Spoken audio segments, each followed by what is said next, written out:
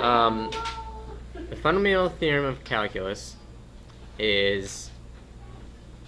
looks more complicated than it is. Okay? It's a very easy, like conceptually it's easy to understand. Mechanically, like looking at the numbers and this notation, it looks a little confusing. But it's not that bad. So this, do you remember the whole big F, little f? This is the relationship between big F and little f. If you take the derivative of big F, you get little f. So it's working backwards, right? Usually we take little f and we find the derivative of that and get little f prime. But we're going to work backwards. You start with big F and you look at, or you start with little f and then you go backwards to find big F, which is like the antiderivative or antiderivative of f. Okay, so normally we're looking at this kind of scale. We're looking at, oh, we have little f, and then we find the slope, and that's f prime, and that's what we look at. And you have f double prime, which helps you find concavity and all of that business. But we're kind of saying, okay, well, let's think of it this way. If that's a certain function, big F, then you take a derivative to get to little f, and you kind of ignore these for now. So that's what we're talking about. What did we say this terminology meant?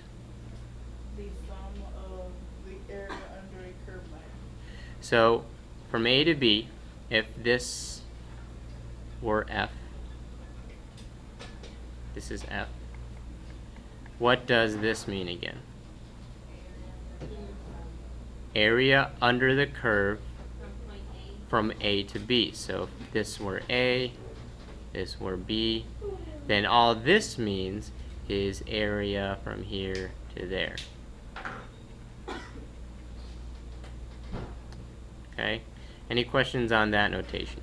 So that part of the fundamental theorem of calculus stays the same. You already know that. It's just the area under the curve from A to B, between 2 points.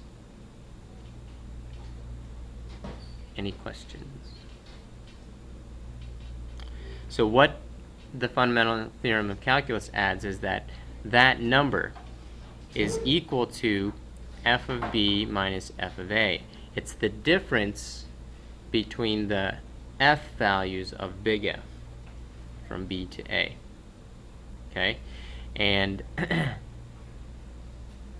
what I want you to make is a little note that this is basically your starting point, and this is where you end. So this is like your starting f of a, big F of a, and little f, or big F of b is the end point. That's where you finish. Maria, did you write that down?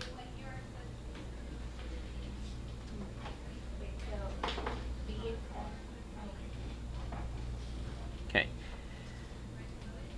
Wait, so it's the antiderivative of f. Right.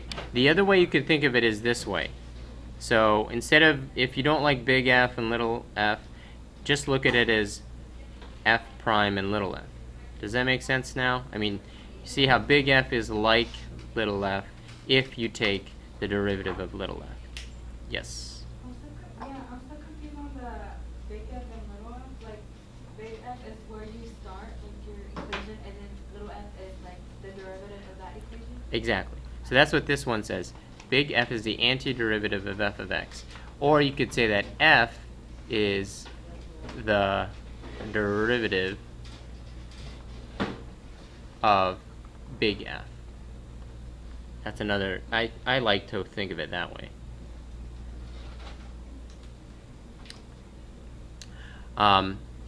And most calculus teachers, or most people who are, have studied calculus, this is the preferred way of thinking of it. This is like the easy way of thinking of this. Is that you're saying you will end up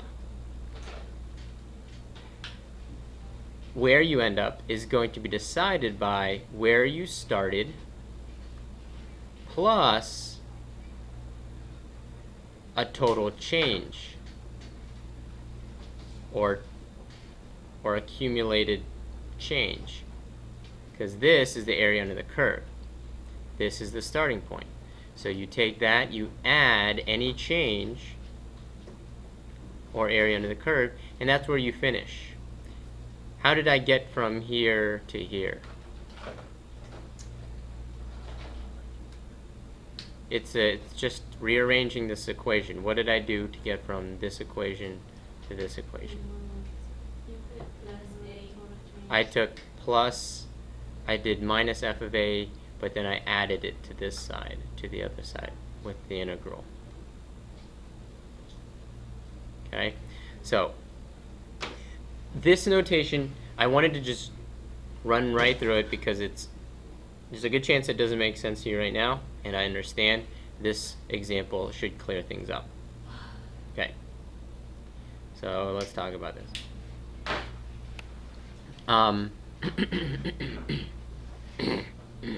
Okay. So, okay, maybe I like this example. Your phone has a big.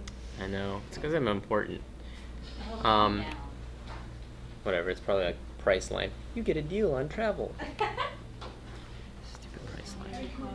Alright, f of 1 equals negative 4. This is your starting point.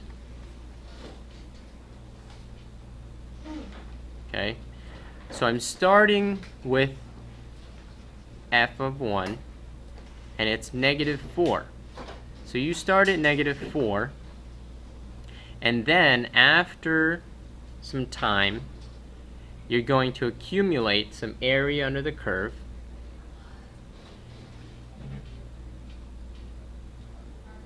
And then you're going to finish somewhere, and that's going to be your f of b. We're trying to find the value of f of pi. 1 is less than pi. So let me give you kind of an example. Let's graph it. Yeah, good idea. Hey, look. Y equals x times cosine x. I'm going to zoom trig.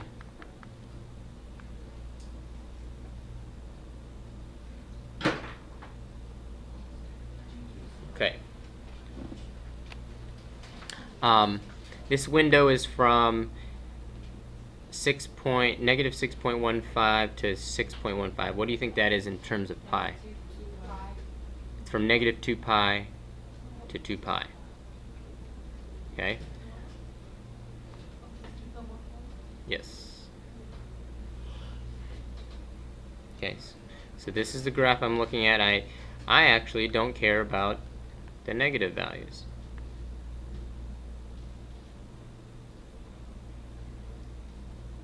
Because I'm starting from 1 to pi. Okay, so my graph is only going to go from 1 somewhere around here to pi, which is right in the middle. Does that make sense? But that one's the derivative. Right.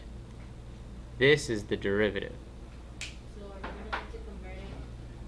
Are we gonna have to find the formula to the regular f? No.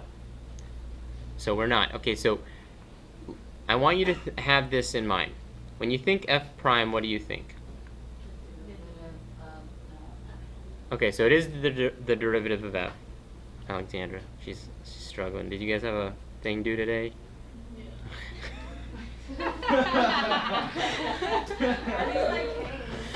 No, that's good. It's so much better that you are here.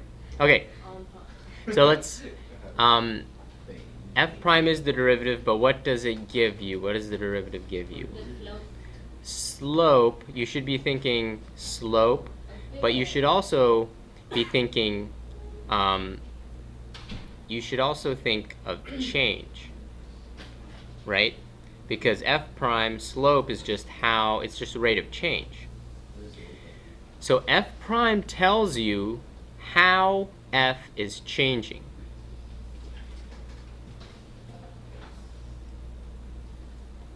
F prime tells you how f is changing. Change in f. Okay, I'll extend the parentheses. So f prime, you need to have this in your head. When you see f prime, you're looking at the how f is changing, or the change in f. So in this graph, I'm going to recreate it so I can draw on it. Let's pick.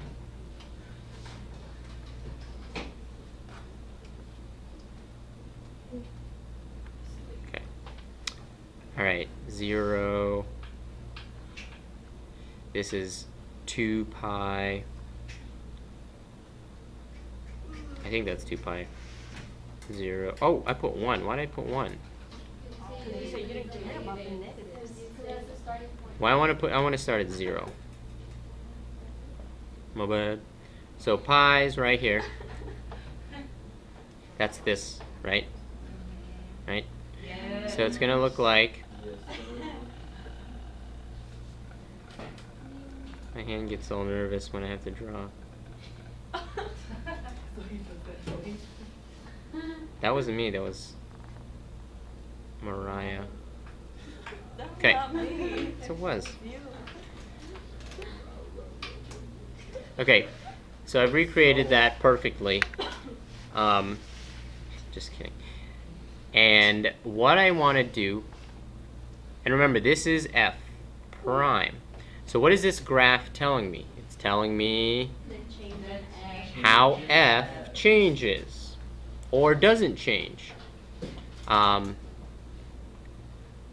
so what I'm going to do is I'm going to be studying this from where to where? From 1, so like here-ish, 1 to pi. So I want to look at the area under the curve from here to here. Okay? So finding the area under the curve is gonna tell me the total change. Okay? So I'm gonna draw a little arrow. This is talking about 1 to pi of f prime. And this is telling me total change in what? Total change in f, or of f.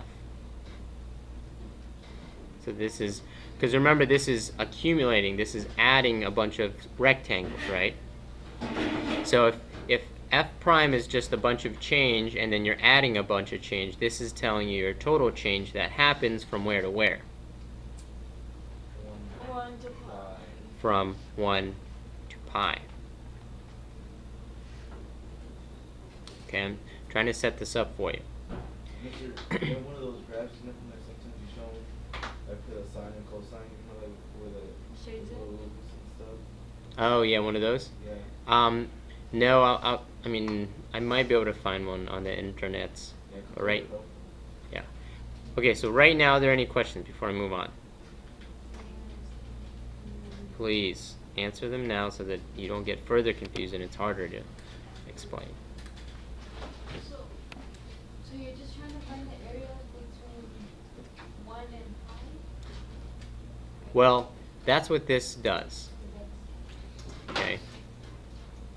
And that's what this means, area under the curve of f prime. It's just like we were doing with the square. It's just like we were doing with the squares, except this is exact. Since it's not an approximation, the calculator can find it for us. So here's the thing. We're going to use the one with the star, the equation with the star. So this is the total change. F of A is here, and then f of B is here. Right? This is the star equation.